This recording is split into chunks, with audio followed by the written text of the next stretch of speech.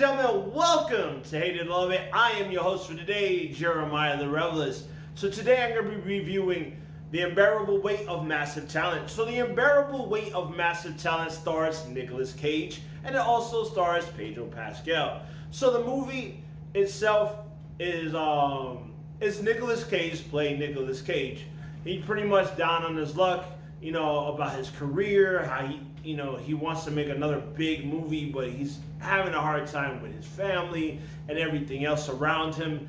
So his agent, played by Neil Patrick Harris, tells him that he has this gig, like this really rich guy wants to meet him. He wants to pay him $1 million just to meet him, just to hang out with him. And Nicolas Cage was at first like, no, I don't do stuff like that. But then, after a while, he really needs money, so he decided, hey, why not? Let's go. So he ends up meeting the character that played by Pedro Pascal, and it's so funny. Like, they hit it off real well. They ended up becoming best friends.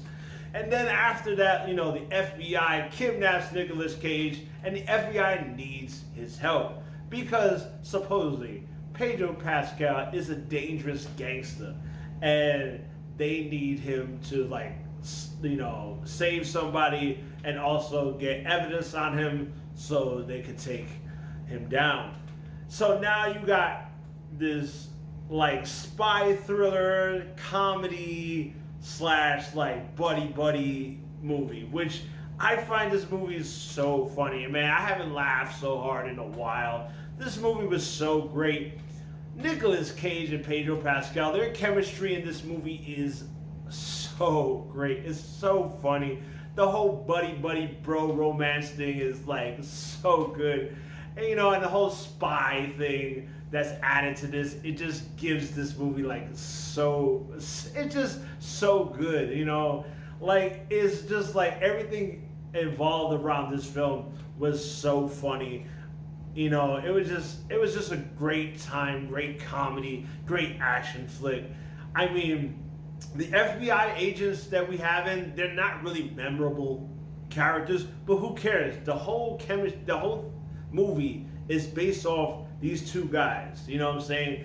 They become best friends, but then that best friend has to save a country, save a girl, and it becomes a conflict, and then that conflict becomes a really funny conflict.